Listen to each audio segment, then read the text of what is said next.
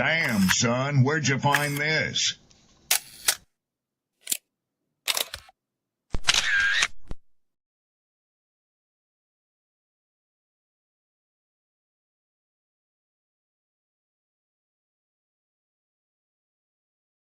People don't be offended by the truth. They be offended because you called out the truth.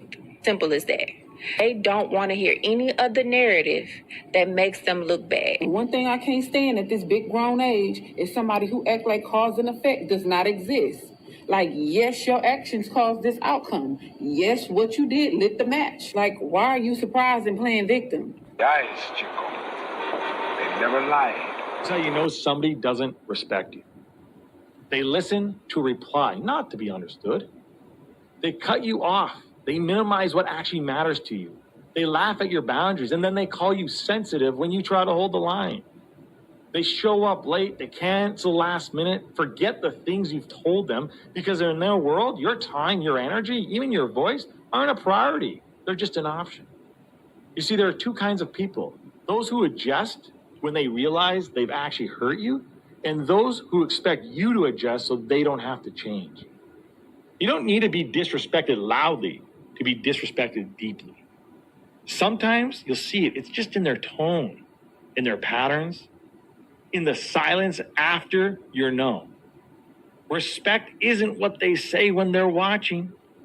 It's how they act when they think you'll tolerate it.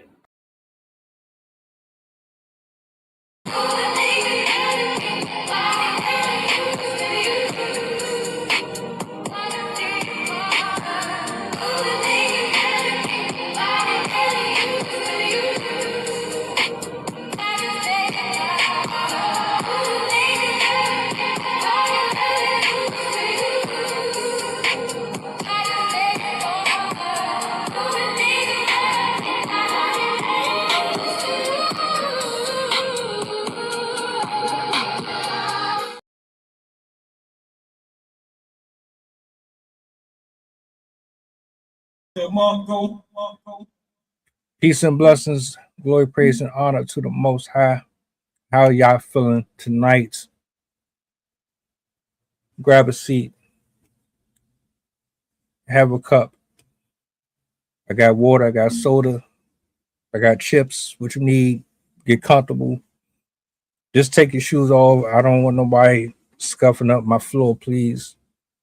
I got Zay in the building. I got Coach in the building. Yeah. It just got real. We're about to talk. You see the title. Shout out to my poets, writers, content creators all across the board. Much love to you. Let me bring everybody up. Do me a solid, like, share, repost, let the people know that we are on.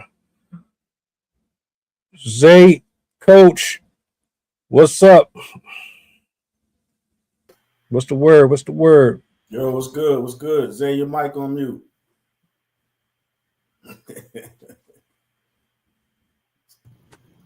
There you go. What's up, y'all? How you doing tonight? Good, man. Good, man. The three kings in the building. Yeah, feeling man. good. You're feeling fine, man. All right, Sydney, I see you. I see you, Sydney, what's up? What's up? What's up? Talk to me. Talk to me. Hello. What's the word? What's the word? Not too much. Just I've been really tired today, so I fell asleep after the stream.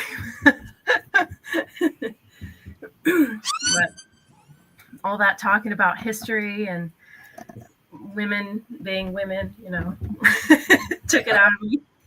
I took a nap also. Hey, I'm not opposed to taking a nap. I go to bed early and all that. I'm not staying up to 12, 3, 4, 5 o'clock in the morning no more. We need to bring back siestas.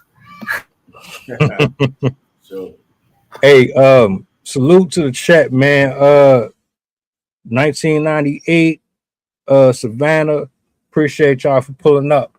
What we talking about tonight? I'm glad you asked. This young lady made a phone call to a gentleman, and She needed some assistance. The brother's response was not to her liking. And well, I will let the clip speak for itself.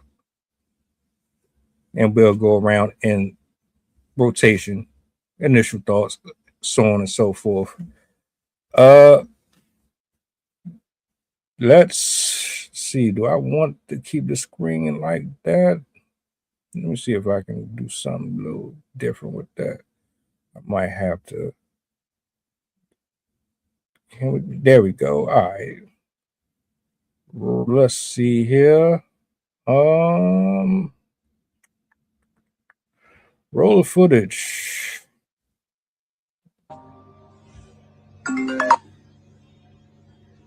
Hello? Hello, hey. What you doing? Shit, chilling. I ain't doing shit. What's happening? Nothing. I just got a lot on my mind. Can you talk right now? Yeah, what's good? So, hold on. Let me go out real quick. Okay. So, I'm just going through a lot and stuff like that. And it's the fourth or whatever. I'm trying to ask you a question. Like, I got to pay my rent. These kids go back to school. And I'm just going through a lot right now. What you going on, like? I don't know. What you mean you going through a lot? I can't pay my rent. Like, I supposed to pay it on the first, and then I couldn't pay it. Like, I was trying to see if you got, like, a couple of dollars or something to help me out. A couple dollars? Oh, what you mean? How much? Shit, really just like 500. That ain't nothing. That ain't nothing to you. 500? I just had to pay my rent. So what you saying? Like, these kids going back to school, like, you can't help me out? I ain't got it right now. What you mean you ain't got it? I ain't got it. Just like you ain't got it, I ain't got it. Man, get off my phone, man. I'm finna block you, man. You gonna block me?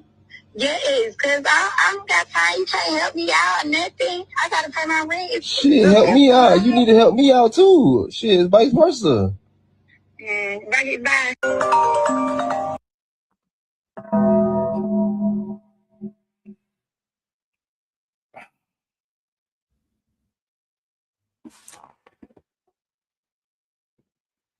So you can't pay for my bills.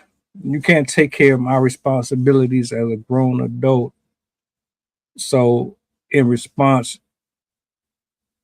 I'm going to just completely cut you out of my life for all foreseeable future. This be the same type of female that will get online, call you broke, call you a misandrist, tell you that you're not doing enough, that you're not working enough, that you're not a provider, yet and still you're on this man's landline asking him for assistance.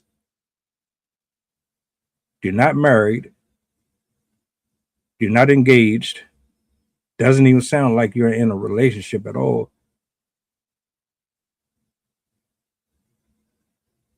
What do you say to that?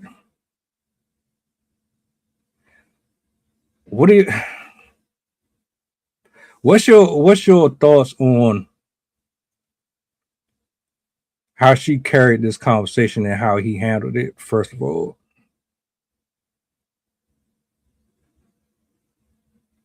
Let's go. Entitlement.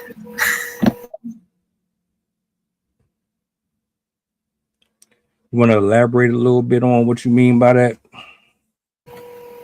I don't know what their relationship is because they don't sound like friends. They don't, as you said, they don't sound like they're in a relationship. They're definitely not married. To call somebody and be like, yeah, I've been going through a lot. My rent is $500. So, yeah, I'm going to send that over. Like, that is just, like, she knew what she was calling for. She didn't even ask how he was. She didn't even, like, she didn't care about him. She was literally calling him because she knew she needed the money and was hoping that he'd give it to her. And I just can't stand it. Like my first issue is, besides relying on a complete stranger to, or I guess relative stranger, to pay for your bills, why are you in that place in the first place if you can't afford it? Like, what are you doing with your money if you can't afford?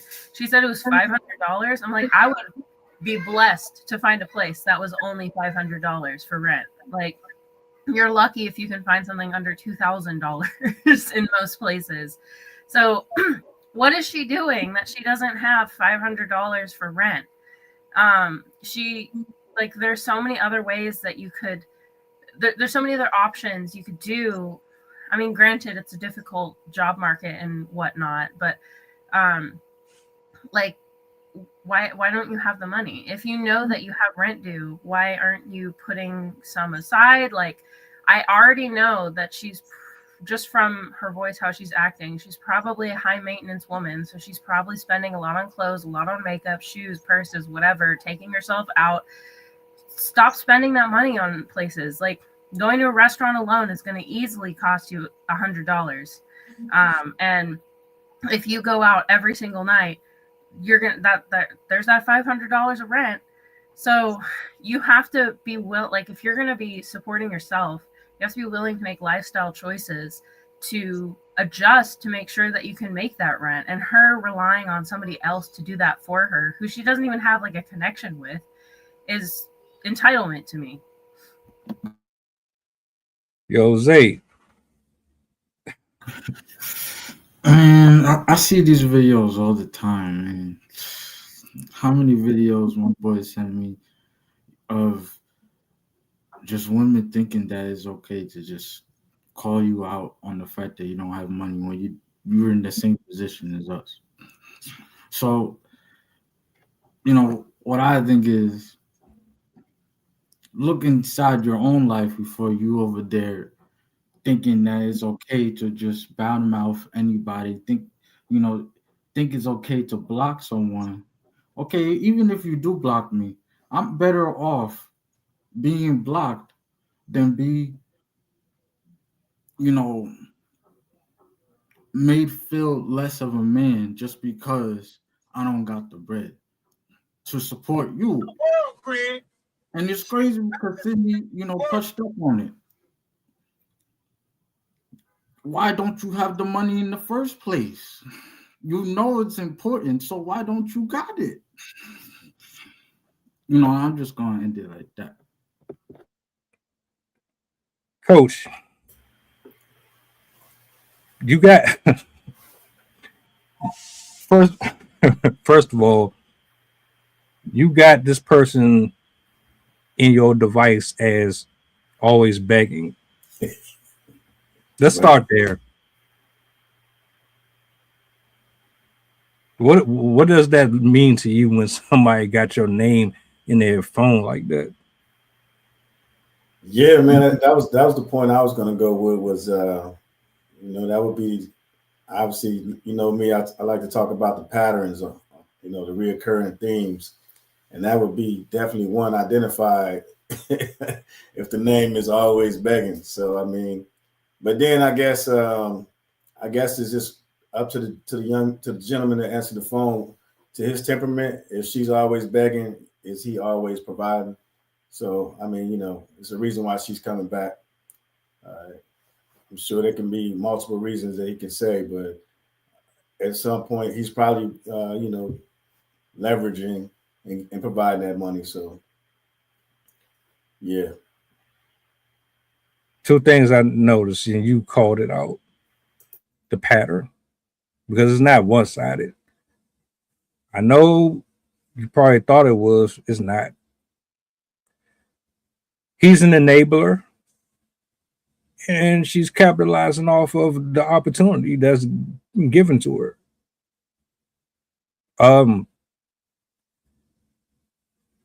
The same way she categorized him as a wallet, he put her in a category of his own, and they're both moving according. My thing with it is, are you both aware of the situation that you're in. Great point. Remember, we talked about this in the past, maybe a couple of weeks ago, by identifying what you have that some people may be using you for it, and are you using that for your strength or weakness? So, great observation right there. You know, like some people, you know, that give in to those types of temptation, they are called tricks, right? So there are some women out there that, you know, they will label what they need from a relationship beforehand. So if you walk into that trap, I feel like that's on you. Am I right or am I wrong? Talk your shit. Yeah, it's definitely on you. That's where the accountability piece comes into play. So yeah, absolutely. Great point. Great point, Zay. It's kind of that fool me once, shame on you. Fool me twice, shame on me. Like I bet the first time he did that because she was talking about her life, and I mean, she probably still had that intent in her mind, but he probably did that out of the goodness of his heart. Like, oh, let me help you. Like, you're in a rough spot. Like, I want to help you out. But then he started to realize that it became a pattern. It became her every time coming to rely on him for her rent. And even his first exchange with her probably signaled to her that, cool, I can always be short on my rent, so I can be more frivolous with my money because he'll be able to help me. And it's almost like the people that spend more money preemptively before they get that paycheck because they think that they know how much they're going to be getting. And so they're like, well, it's okay if I spend this much because I'm just going to be getting this money, but then they end up not getting that much. So then they end up in a hole. I feel like it kind of is the same with her, where she ended up counting on it so much that she was always going to be under because she just always anticipated that she was going to be getting that money and basically counted it as her income, which is ridiculously unfair to that person because he is not her slot machine. Yeah, it's sad because when I'm listening to these stories, I can't really feel sorry for you because you put yourself in this position on both sides. I mean, let's say, Sid, and you're right, and you know, at the beginning he's just being nice to her, but then at some point he realized, oh shit, she's about to try to take this way further than. No, we didn't sign up for this. There was no agreement with this, so he put a halt to it, or he already knew who she was and he just played his part. She probably didn't look at it that way. It come off like she just thought she found her somebody who was just going to fund her lifestyle. He wasn't really trying to deal with that. So yes, it's just like expectation management. I mean, you know, if some people, as Zay said, they don't mind tricking. You know what I mean? And I think it just needs to be identified up front. You know, if it's not necessarily tricking, then if I'm helping you with this, then maybe you're helping me in return with something else. You know, favor for a favor, and then back to that whole community thing. You know, it takes a community to raise a village. But I think as long as there's expectation management up front, if you're giving something and you're not expecting anything in return, as long as it's communicated. If you are giving something and you are expecting something in return, again, it has to be communicated. So that way, you know, it's understood on both parties. And then, you know, just handle it like responsible adults. So I don't think anything's wrong with it. It sounded funny, obviously. But, I mean, people do, you know, barter all the time. Help you with rent. You help me with school, or you help me with watching my kids, or whatever the case may be. You know, those are the type of things that you can do, you know, within the community to help each other out. If not taking advantage of for manipulation and all those other things, obviously. If that's the type of transitional or transactional relationship you want with a person, that should already be established ahead of time. If that's what y'all agree on, cool. But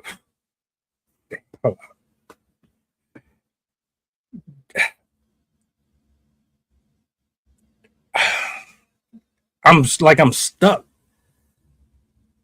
because she had a whole attitude. Why are you angry? What, like, first of all, you got kids from what I'm understanding. So you got kids. You don't have a husband at home. I mean, the way that this interaction is going, this ain't even your dude. You asking him to help you out in a situation where this is supposed to be a co-parenting nuclear household type of a situation where you don't have this problem. So you already out of order anyway. You should be going to your child's father. You should be going to your husband for that. But then on top of that, to add insult to injury, I'm blocked because I don't want to do for you. And we don't have no paperwork here. Make it make sense. And then you'll be the same one to go on the internet and say that this man is broke or he's this and that. Just because he doesn't want to give you his hard-earned money does not mean he's broke. Just because he does not want to take care of another grown adult does not mean that he's incapable of taking care of himself. So I don't like the narratives that get pushed in these type of scenarios. You're both consenting adults. You both decided to play mommy and daddy, and I don't know. I think it's stupid. It's very irresponsible on both parties' part. See, he doesn't really have to blow your phone up. You block him, he can move on and find somebody with less responsibilities, someone that's probably going to match him. They're not going to be after his pockets every 5 minutes. And basically, he was. It comes off like he was just paying for it. So I get something out of it. You get something out of it. You want more for what you provide, which is probably not enough to his standards. He's not willing to meet you there. You don't like it. You think you doing something by blocking him. You're not doing nothing for him.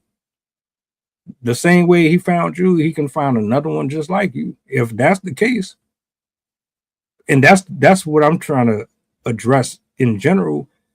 See, it's not even just about her, it's the characteristics that she has that a lot of them have, and then you don't understand why things kind of be going in a negative direction, if that makes sense. I mean, like, you are basically giving your body away for a roof over your head versus actually going about it the proper way. Get you somebody who love you and care about you, that wants to be there. So, all right, I'm gonna yield the mic, but I guess my question is, why would you take this route, man or woman, when it would just, or better question, is it easier to just have this type of a relationship versus actually doing it the hard way, the old-fashioned way? I think it depends on who you're talking to, man. The one or two things we would have to know: the age group of the individuals on the phone. I mean, because everything is pure speculation. So we don't know how old they are. We can't really necessarily, kind of compare the two, compare and contrast the two. But we are in the age where the common theme of the conversations we've been talking about is the lack of getting to know each other. The repetitive, we've been talking about, people cutting people off, identifying boundaries, identifying structure, identifying value, we've been saying so much. It's the echo chamber is getting loud. It's just that there's so many people out there that's simply all about quick transactional relationships, right? I mean, if you're with somebody for 27, 30 years, then you have obviously went through some shit, and then you can bounce back and talk about some shit. But if you can't even get through a week with somebody and you guys are cutting each other off, the expectations that you have, you can't really talk to too many people around if ain't nobody sticking together. And that's the other thing too, is everybody's so independent, or at least they believe they are. There's not a need for having anybody else around unless it's a transactional relationship. And that's the problem, is they only see the transactional piece when it comes to monetization and things like that. But transactions also taking place in exchanging energy, positive energy, negative energy, with each other. So, again, people are just picking and choosing what type of transactions they want to identify with.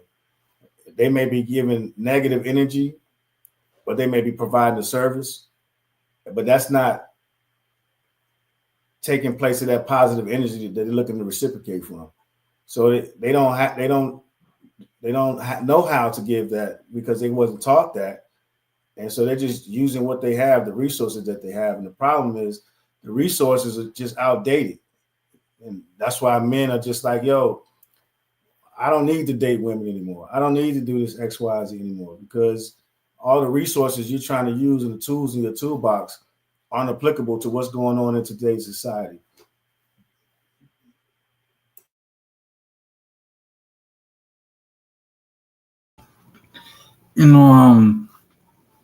You never know what factor goes into that particular situation. Like, for the guy's perspective, he might be interested because of that person's beauty, or because 9 times out of 10, lust does have a factor into it. They think they can get something out of the exchange too. It doesn't necessarily have to be, sex, but it could be, other things. But they think they can gain something out of it when it ends up being their downfall, if that makes sense.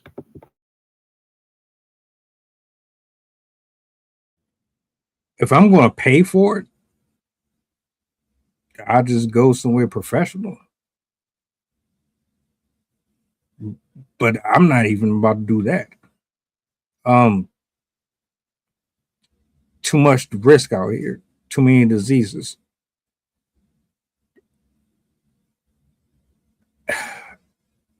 It's a slippery slope. You're telling the people in the public that this is all we have left. This is all we have to offer. You hear this, I'm independent. I don't need a man for this and I don't need a man for that. But your counterparts are saying something completely different than what you're saying.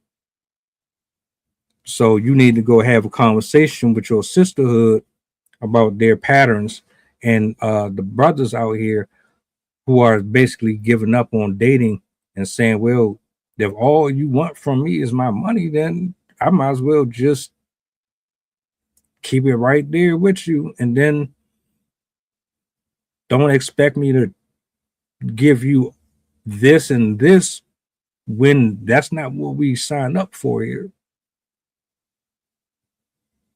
Every conversation is, can you provide? Can you provide? Can you buy this? Can you afford this?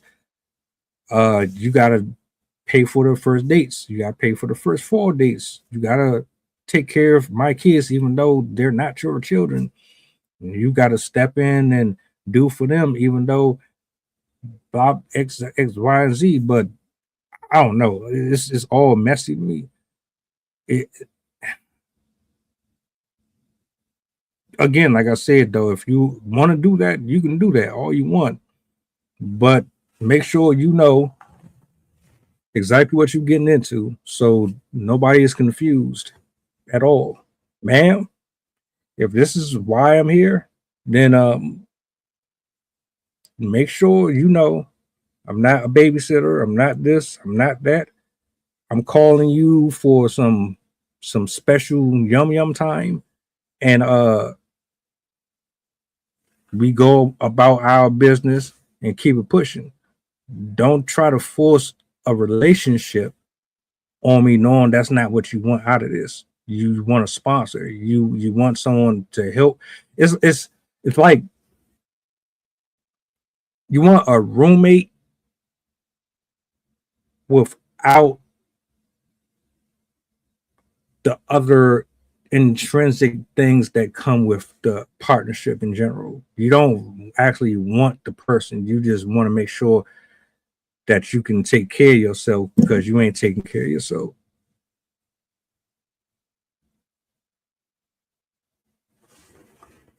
Or, and this is bad advice, but after everybody start their villain arc over, there's somewhere and let the decent folks live there. I said this a couple months ago about the T app. I said there's two types of men and women on the T app. They're the ones who are constantly in toxic relationships. And then you have ones who don't want no parts of it. They just got caught in dealing with that side. I said take all of them toxic people and put them in on one island, and take all the level-headed people and put them on their own island. Since y'all enjoy being in everybody else's juices, you like drama, you like competing, you like sleeping with other people's partners and all. Y'all stay over there and let the good normal people, let them find each other so y'all can stop messing up everybody else's stuff. What's so hard about that?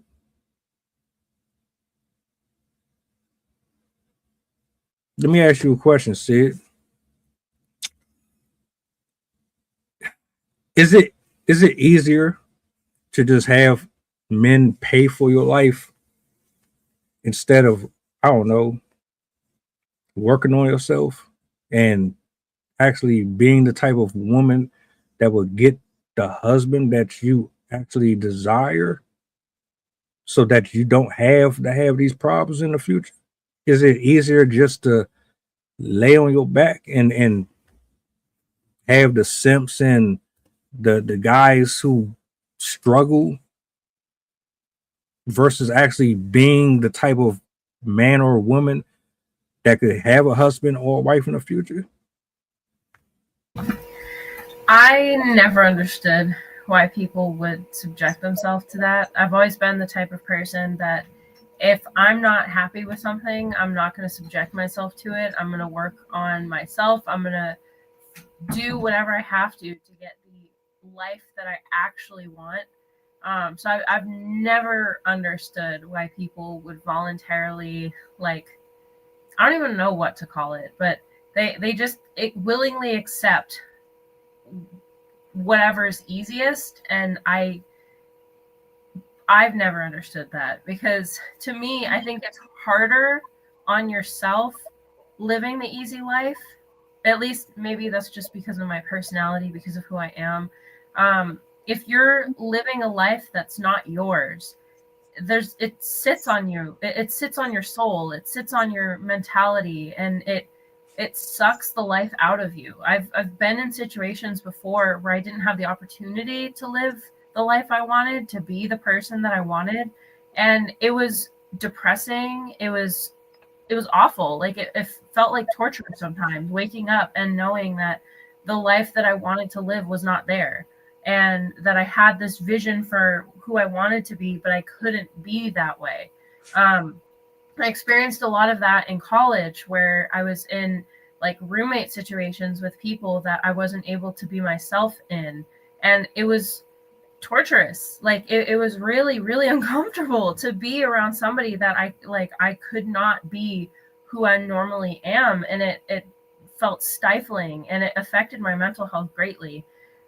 So to have that sense of voluntary helplessness is not a way that I could understand why someone would want to live.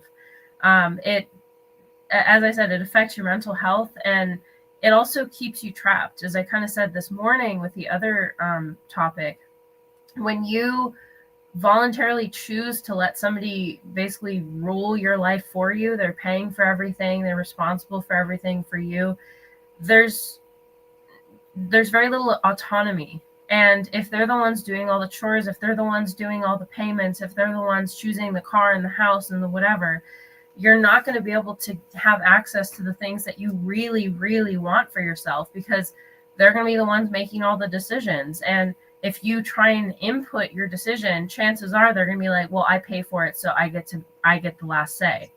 And it's damaging to the human psyche to live a life that isn't yours. And it, just like what Squish said, it creates a sense of dependence where you are forcing yourself in the future to be more and more reliant on other people. And you're going to lose that, as I said, autonomy. You're not going to have the option to direct your future in the future, because to have a say in what you want to be, you have to already have autonomy in the moment. So I personally think that, like, granted, it's very enticing, intoxicating to be lazy, to the idea of someone doing everything for you and you don't have to do anything, and they'll wait on you hand and foot and they'll buy you whatever you want. And it sounds like such a desirous thing, like in the same way that, like, imagine if all we had to do was eat sweets and candy and cake and stuff and nothing ever happened to us. But there's a loss there that people don't, it's like grass is greener on the other side. Once you're in that situation where you do not have access to the life that you actually truly want, then you'll start to realize. There were times, like even during COVID, where I couldn't go out and do the things that I cared about. I wasn't writing, I wasn't doing the podcast, I wasn't doing any of the things that deep down I needed. And sure, I got to do whatever I wanted. I got to watch whatever videos I wanted. I didn't have kids at the time yet. I had no responsibilities because we were living at his parents' house, and it was still soul sucking. Like I still felt every day dredged on because I didn't have purpose. And I think that's something that's missing when you are letting someone live your life for you or rule your life for you, is you no longer have a purpose. And humans overall don't handle it well when they don't have purpose, because we all have an internal sense of direction, an internal sense of who we are. And if you are letting someone else live that for you, you're not going to be fulfilling that deeper sense of authenticity that is needed as a human being. People always think like our needs are just food and water and breathing and having shelter and stuff. But there's a fifth layer of that where you need authenticity. You need to be who you are and to honor the values and stuff that you have inside. And again, if you're giving that away to somebody, that's going to do a number on you. And it sets you up for failure going into the future. Hey, so I agree with what she said. But one thing that none of us has taken into consideration, I'm not going to say we haven't thought about it, I'm just going to say we haven't said it out loud, is you have to think about the mindset and the trauma that people come from. Some people are raised that way, right? So you only know what you know. So they'll naturally gravitate towards what feels comfortable. And if they weren't raised and they weren't empowered, but like you guys mentioned earlier, they were enabled to hand over their, let's say, rights, or hand over their decision-making skills or opportunities.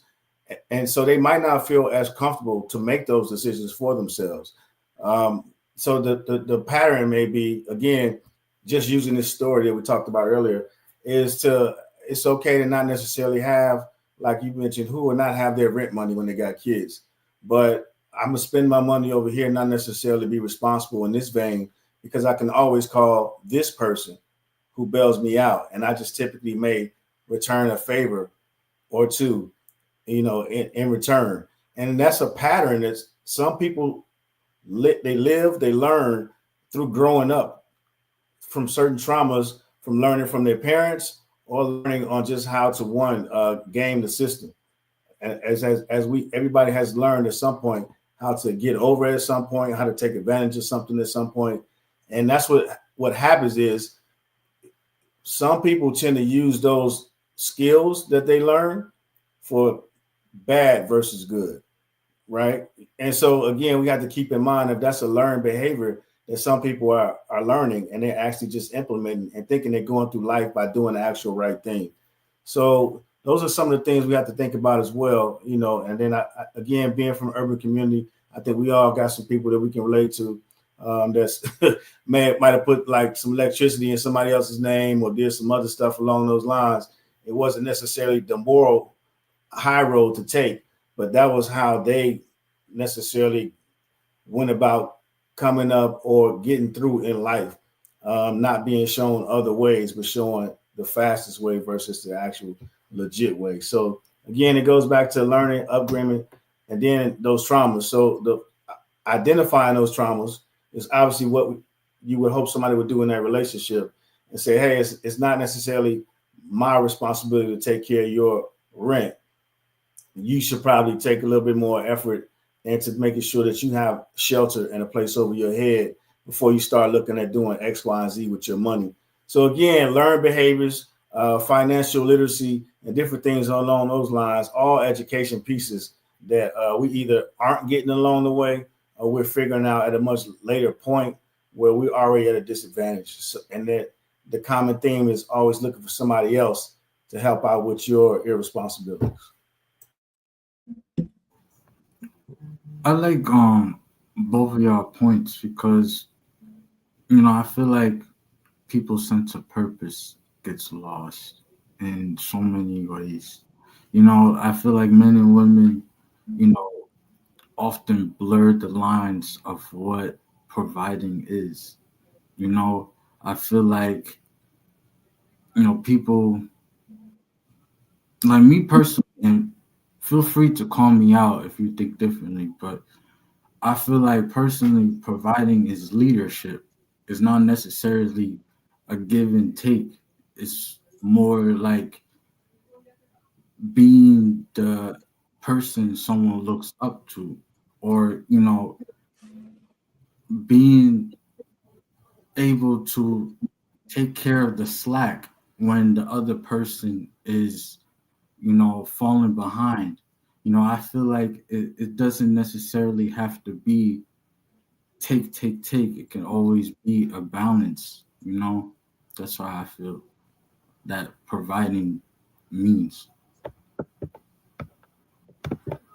Real quick, to all my moderators in the future, if you see anybody acting a fool in the comments, I don't care.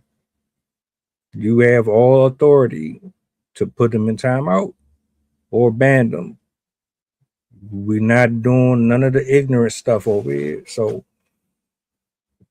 you have full authority to move according, however you see fit. All right. Now, as far as this go,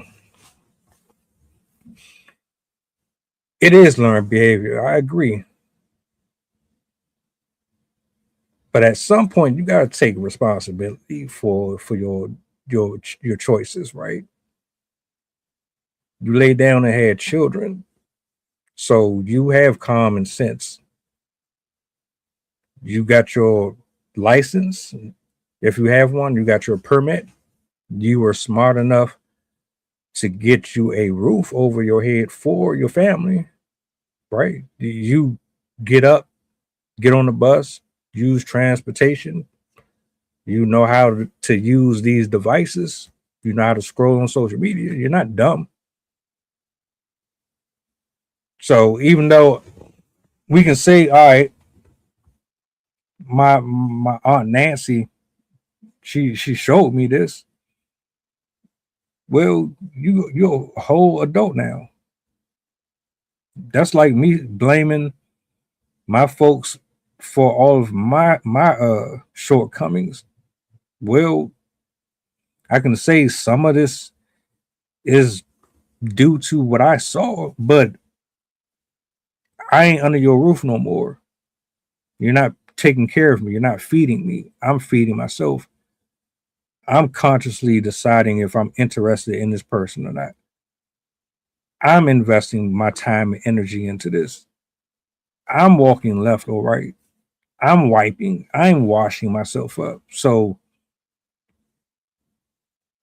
she's consciously choosing this because the other option is probably too much. Like True Whisper said, it's too much work. It's going to require you to look at yourself more, challenge yourself to be better than what you know you can be, and the hard work. Most people don't want to do it. It's too painful. No one wants rejection at all. Why not just use my looks to get me what I need, even though I know it's wrong? Now, if what I'm gathering is, and you can correct me if I'm wrong, if what you're telling me is that this man and this woman, they don't know any better, and they don't know that they're a detriment to each other because of how they grew up. So that's why they are the way they are. I don't know if I agree fully with that.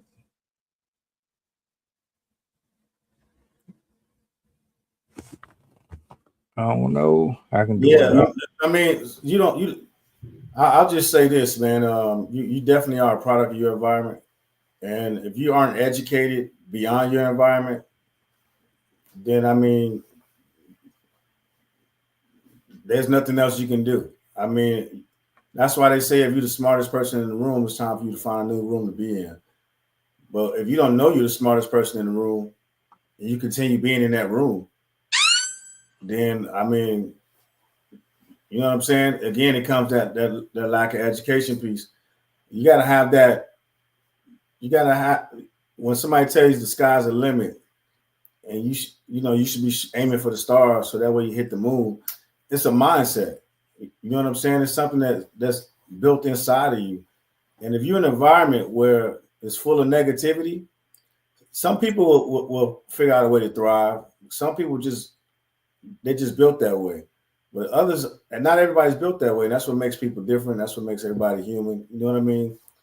But again, I just think, surrounding yourself around, those type of people, that's going to hold you accountable. And then that's going to say, hey, look, you're probably taking 2 steps back when you should be taking a step forward. You definitely got to surround yourself with those kind of people. But just referencing the person on the phone, it sounds like, that they have been through that process before, and looking at the name that he had saved under the contact, that, just hoping moving forward that he would try to hold strong and hold her accountable. But I'm sure if we followed up 30 days later, like Maury and the rest of them shows, it would show that he had probably given the $500 and they went out for chicken wings on Thursday. I mean, you know what I'm saying? It will probably be something along those lines, like you guys mentioned earlier, just enabling that behavior. And that's something that we have to start teaching and empowering, and not enabling. And I think once we start figuring out the difference, because we naturally want to help people, we naturally want to see people get better, but it's harder to hold people accountable, because that's when the names start getting called and the mud start getting thrown. You start getting placed in categories where you're difficult to be around. And a lot of people don't want to be called those things and don't want to be identified as that. But that's the things that come with holding people accountable, because, if it was easy, then everybody would do it. Just my thoughts.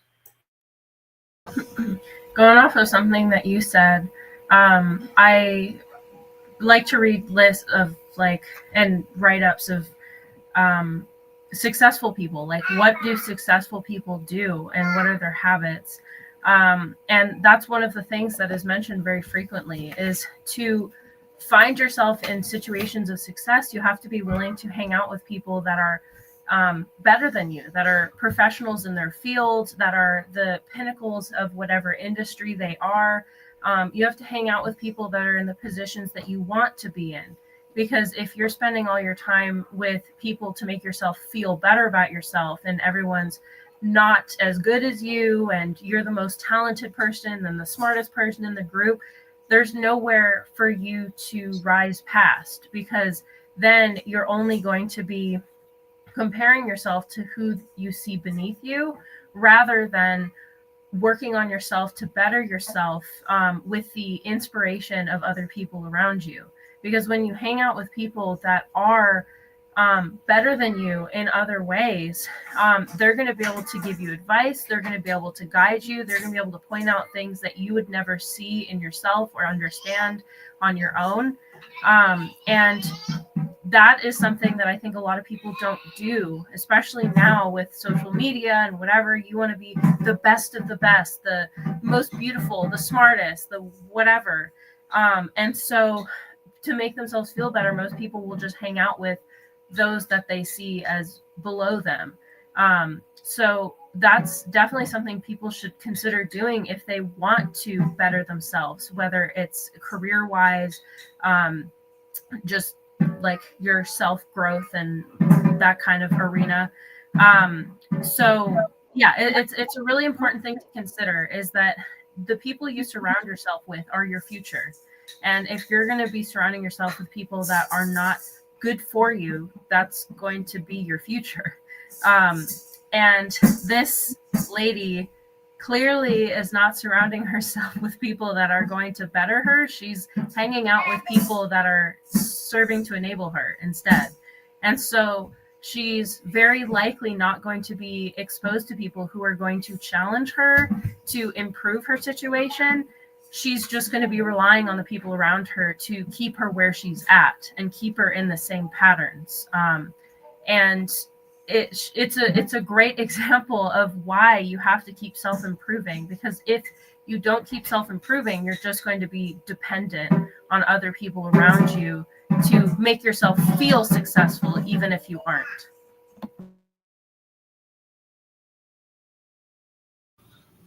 You know, I just feel like I like your point, Sydney, because it just pointed out the fact that people are so inauthentic nowadays. You know, I feel like people just try to put a fake version of themselves or a mask on just because they feel like they can benefit from this situation, right? But I feel like if you put your best version out there, you can automatically see what's not for you and what is for you, just by putting yourself first, you know? So if you keep doing that, you can point out the things that you don't want from the jump and eliminate it. So you don't have to worry about this problem that he's going through. Facts. One thing I want to mention too, on both sides, right? Because I'm looking at this like he doesn't really have that high of a regard for her, and she doesn't have that high of a regard for him. Like, they're both looking at each other in a negative way, both transactional, but for the wrong reasons. And I think a part of that is due to what Sydney said, and actually what everybody said, to be honest with you. All right, put it this way. If I know you got low self-esteem, I'm not going to take advantage of you because you have low self-esteem. I'm not going to manipulate you into doing things that I want you to do for me, because I know that you cling to me for security in some type of way. If I know that you don't know too much about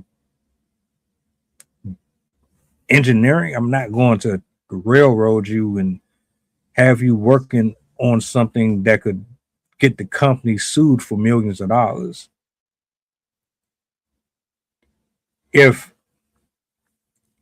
I am a married man or a married woman and I see a man or a woman out here moving recklessly, I'm going to give you the best advice possible.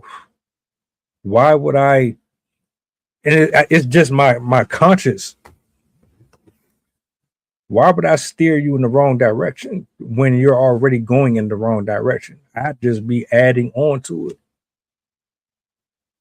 So if somebody's close to the edge, I'm going to give you an extra nudge over to the edge. Nah. But it looked like nowadays men and women are doing that to each other. But you look at it as if you're preserving yourself or you're protecting yourself. You're really not. So back to what you had said earlier, Coach, there needs to be a way to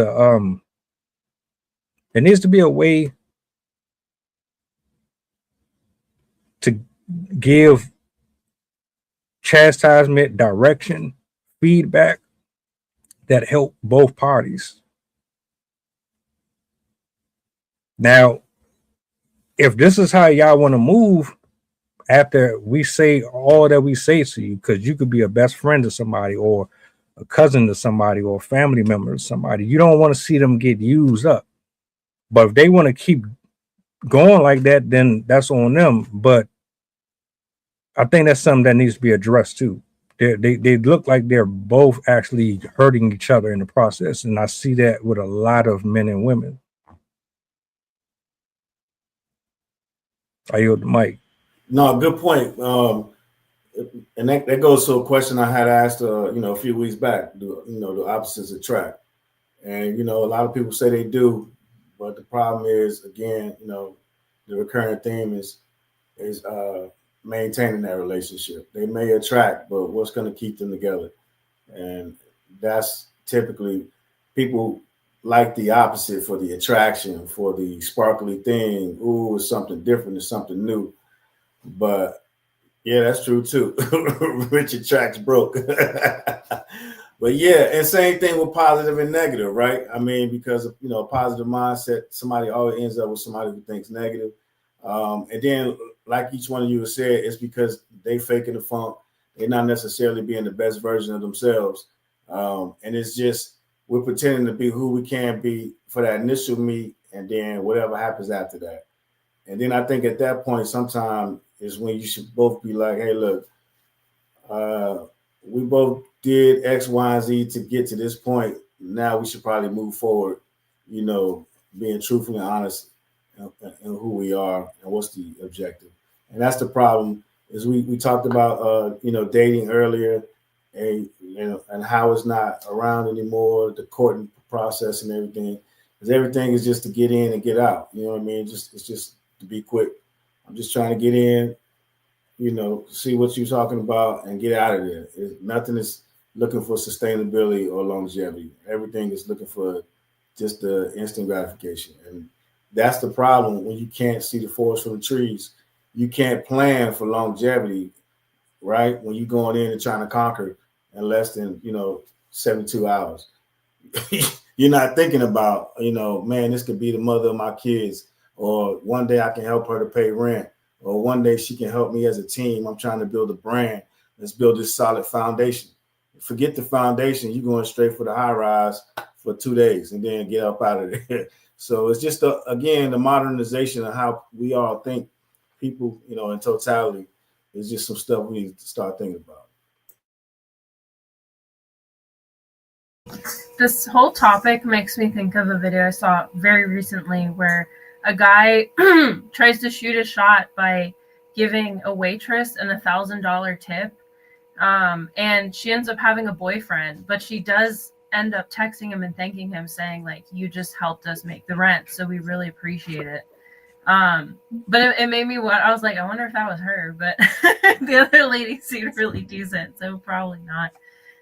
But I think that is kind of it makes me think of this because it's almost an indicator of what men think they have to do to get a woman, where they feel like they have to have all this money to be able to even nail down a woman and get in a relationship. And this is the type of behavior that will come up when you have that whole cultural identity of within dating, where if you have a majority of the population that believes that money matters more than love, you're going to have a lot more people like this that are like basically fishing for money in relationships or not even in relationships.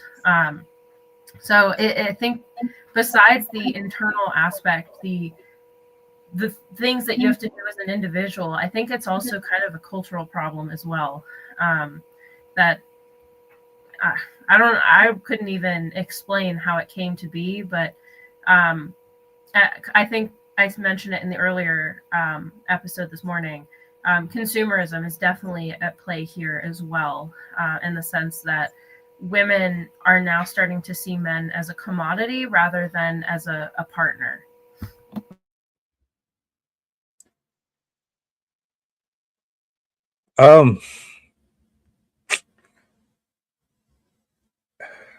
Do you, all right, let me ask this question, because Chefs asked the question and then I see your response. Do you go to a therapist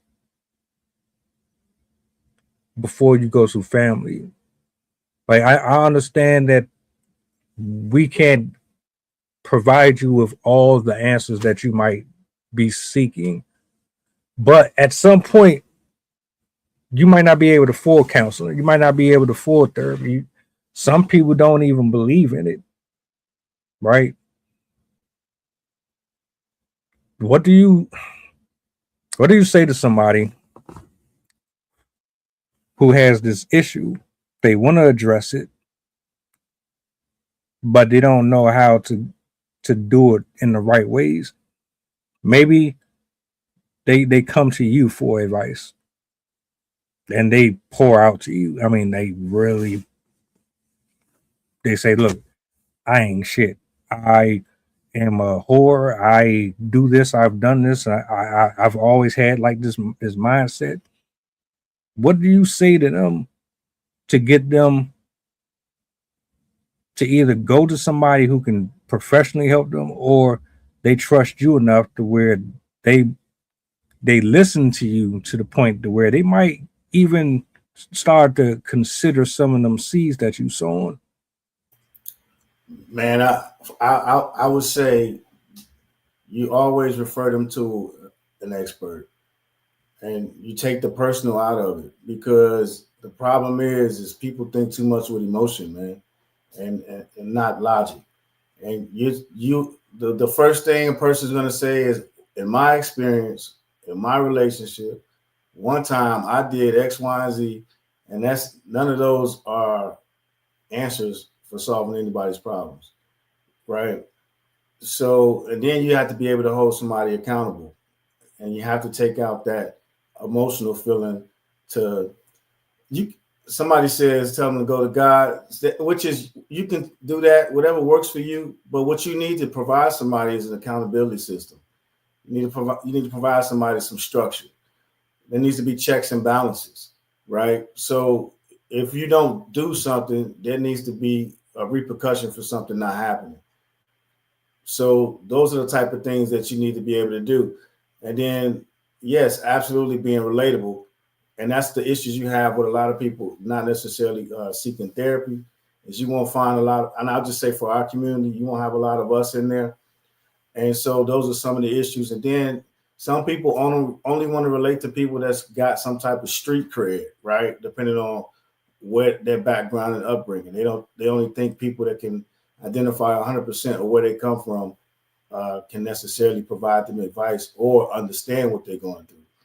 Definitely understand that, but that's not necessarily 100% of the case, because you do have different scenarios and things that you can walk through. And again, it's just about being fully transparent. And then you said, as far as them not being able to afford it, And so after COVID, so many X amount of millions and millions of dollars is gone. So just mental health. So now you not only so with insurance you can get a therapist, but now you have different programs and platforms that'll pay for you to get a coach. And so a lot of things you have to figure out is what exactly is it that you're trying to be seen for, because there's a difference between therapy, there's a difference between coaching, there's a difference between mentoring. Each one there's a difference, and the common buzzword right now is therapy, but that might not necessarily be what you need. So again, it's getting with these subject matter experts and then taking these surveys and answering truthfully and honestly, because a lot of times we take these surveys and we don't answer truthfully and honestly. Some people call crisis hotlines and don't give them the actual real symptoms and things that they're going through. So therefore, the crisis hotlines can't even necessarily help those folks out that are actually going through a crisis. And the same thing, you listen to some of the 911 calls, they might give all the wrong information versus the necessary information to dispatch the actual professional to come out and actually provide assistance. So again, it goes back to an education piece, is understanding what you're going through and identifying it, and then having an honest conversation with yourself and then with somebody else. So yeah, I hope that provided you some type of answer. But go ahead, Sid. I know you're ready to jump in. I was gonna add to that too. Like a lot of people don't even have the experience to understand what are symptoms. They might think it's just a behavior within the realm of normal, because maybe their parents lived that way or whatnot, and so it's so normalized to them they don't even realize that it's a red flag behavior. And to kind of touch on what you asked, I think you can ask friends and family, but it really should be taken with a grain of salt, and more so just kind of maybe allow it to give you some insight. But we have to remember that our friends and family are also going to have their own issues. They're going to have their own biases. And that's why they always say, if you're experiencing an issue, particularly addiction and like mental health issues, like disordered behavior, you should not be going to friends and family to get help like that, because you need an outside perspective that has actual experience, actual training. Psychologists and doctors are trained to understand how to identify specific behaviors, how to pick up on different things that a person is giving off, how to identify problematic behaviors in somebody based on what they're saying and not saying. And they have the experience to understand how to help others identify the problems within themselves. But family members and friends aren't going to have that. And even if they are trained professionals themselves, like, for example, my brother-in-law is he's getting his PhD in psychology. I still couldn't make him my therapist because that's a conflict of interest. He already knows me, and it would be unethical for him as a psychiatrist to take me on as a patient because, again, there's a conflict of interest there. He knows me, and he wouldn't be able to give an unbiased perspective. And that's something we have to keep in mind when we're seeking out advice. We have to, like you said, make sure we're seeking out actual experts, actual professionals, and not rely on hearsay from people that may not know what they're talking about. And also, for the love of God, do not go to AI. Grok is not going to tell you what your issues are. It's not going to tell you, like, sure, it might give you a list or something that you can follow, but do not go to AI. That is not a doctor. They're just going to pull whatever they can from the internet to give you a cohesive response, but that does not mean it's applicable to you. That's why working with a psychologist or a life coach or some sort of professional in that manner is very helpful, because they can give you a very specific pointed approach. They can identify your specific behaviors and problems and habits and stuff like that, and give you a tailored approach, as opposed to somebody, whether it's just like those apps, the therapy apps or whatever, where they just kind of like, well, here's what I think, and here's a broad summary. Like, they're not going to be able to get into depth with you and understand from a very specific point of view what you actually should be pursuing.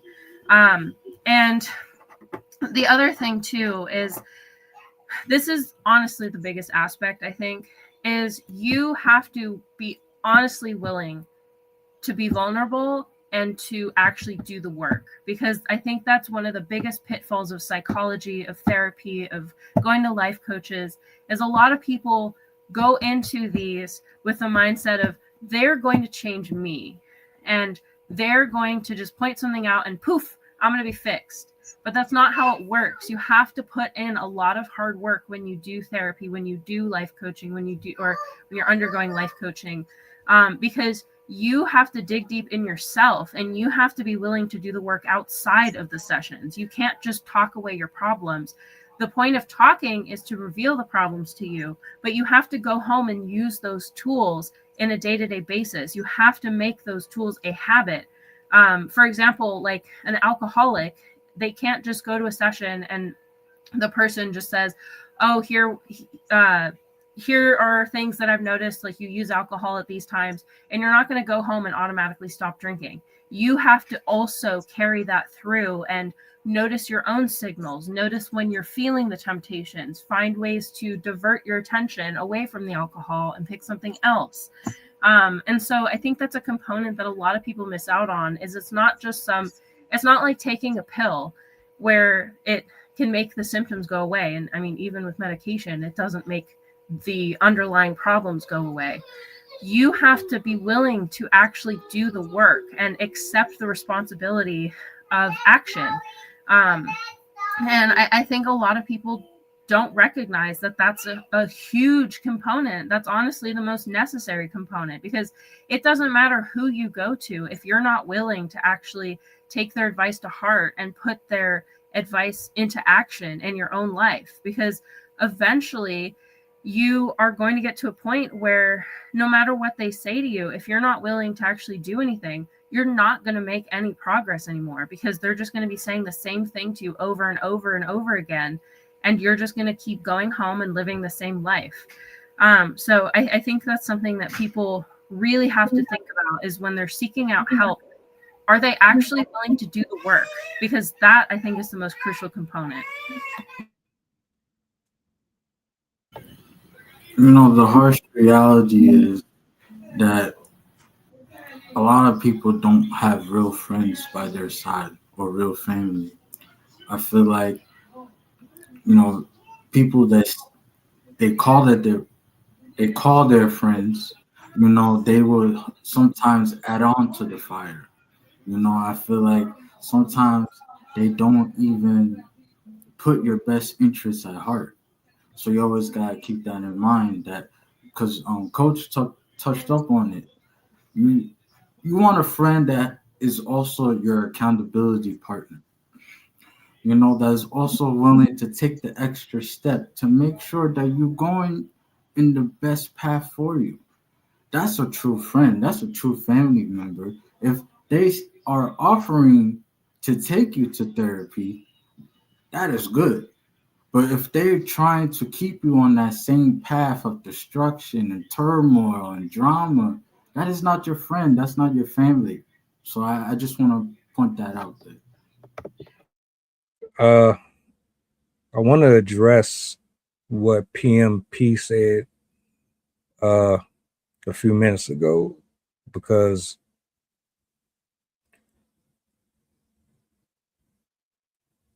everybody, we have different belief systems, right? I'll forever say I will never push my beliefs on nobody. But one of the things that I appreciate about these panels is that you get a bit of everything up here from everybody's perspective.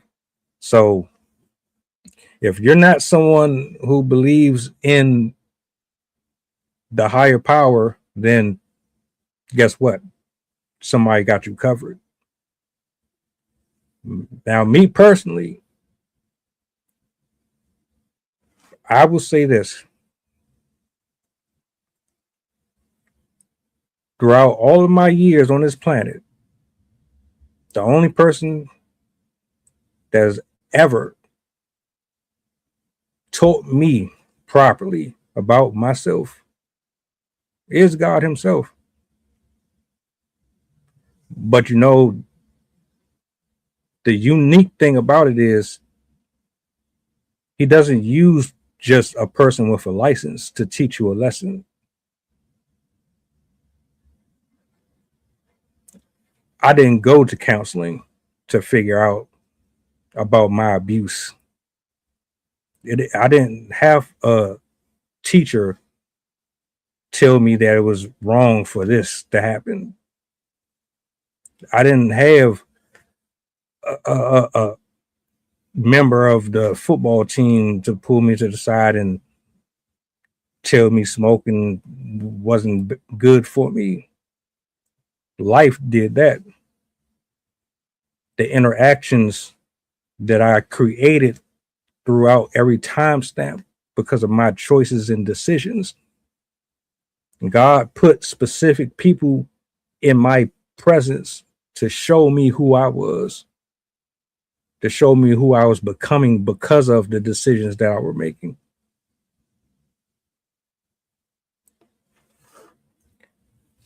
Everybody can't reach everybody.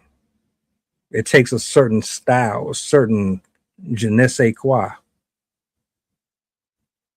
Coach said it earlier.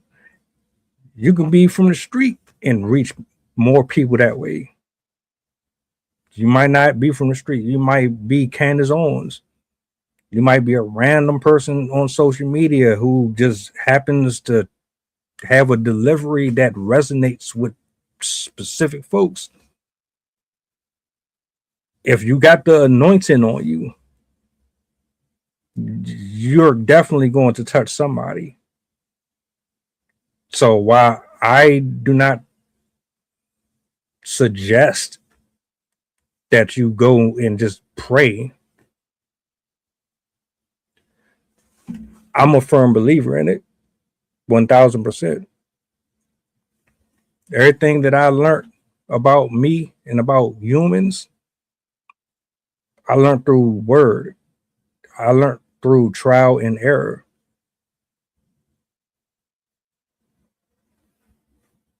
I can't really. In fact, let me just put this on record too. I don't disagree with nothing that anybody up here said. Awesome, amazing tools. Use them. We're all put here with a gift and a talent. Being a psychologist or anyone in that field, you have to have a special gift. Everybody can't do that. But just because they use big words, that don't mean that you're going to connect with them or relate to them. There's a good chance that they can get through to you. That doesn't necessarily mean that's the only option.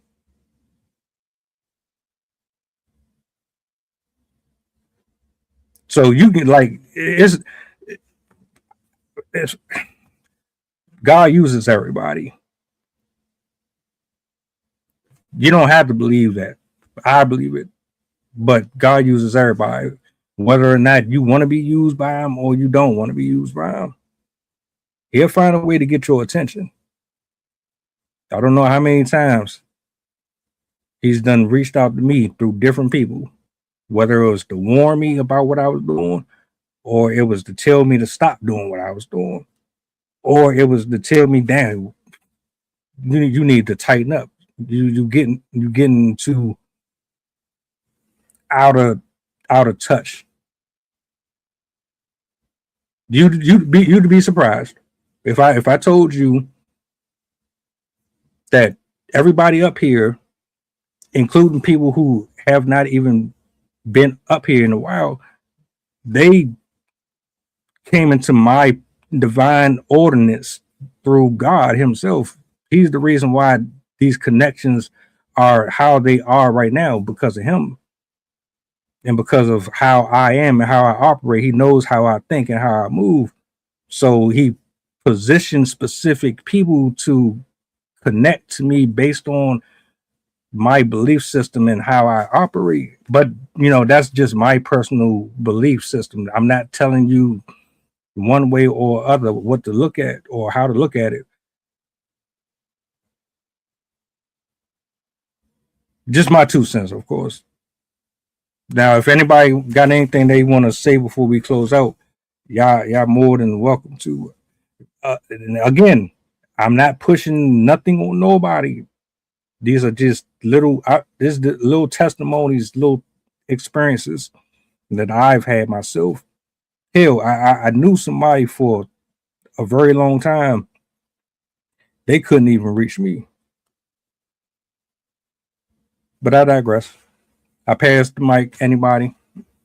Oh, shout outs to everybody in the chat too, by the way. Appreciate y'all.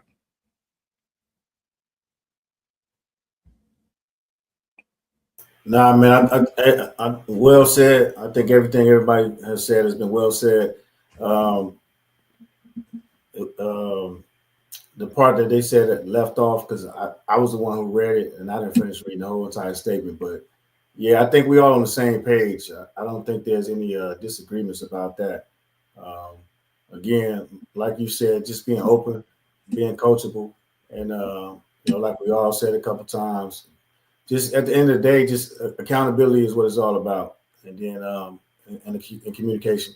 So I think we just continue to hold each other accountable, and take the emotion out of it. It's hard to obviously it's hard sometimes, but just take a pause for the cause. Breathe, go through the process. You know what I mean, and just blow that shit out. It ain't personal. It's all to try to help each other and then become a better version of ourselves. And I think as long as we got good intentions, then I think that's the only thing that matters. Yeah. Great chat. Also, just to quickly add in, you also have to have a mix of all of the approaches to be most successful. If you're really trying to work on yourself, you should be getting input from your true friends and stable family members. You also want to get professional help. You should also be seeking stuff out on your own terms through means that resonate with you. You should be reading books from experts, reading books from spiritual leaders, reading books and watching videos from people that speak about this type of stuff that you're trying to work on. There's a lot of great resources out there. You just have to make sure that you're picking things that are actually relatively valid, beneficial, stuff like that. Because of course there is a lot of shoddy work out there, but there are amazing people out there that have put out some fantastic advice. Just to throw in, one of my favorites is Thich Nhat Hanh. He's I think he was a monk, but I know he was he speaks a lot on psychology and building yourself up.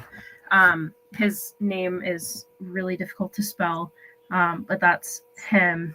Also Gabor Mate. There's so many amazing psychologists and leaders in intellectual pursuits out there that don't limit yourself. Seek out as many resources as you possibly can, because the more you know, the more you understand, the more you see in other people and what other people say, particularly people that are far more advanced in those arenas than you are, the better off you'll be. So educate yourself, and that'll do wonders for you in your future. I just want to take a second to say, I love us, man. We're all willing to say what needs to be said. That's all I got to say for tonight. I hope everyone has a good night. This was a dope one, a dope conversation on all fronts. Even the chat, special shout out to the chat, by the way, man. The chat lit up the room.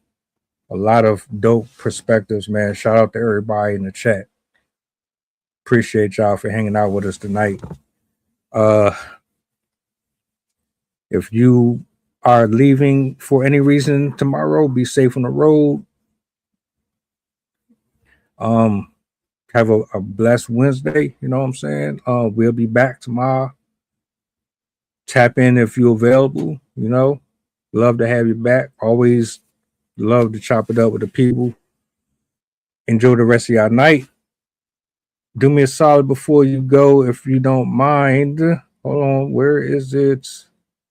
Where is it? What's the goddamn button? Peace.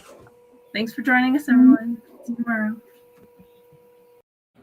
Mantra, slave song, slave ship, rip skin, made me rip bones. But no matter how close I am, my ancestors.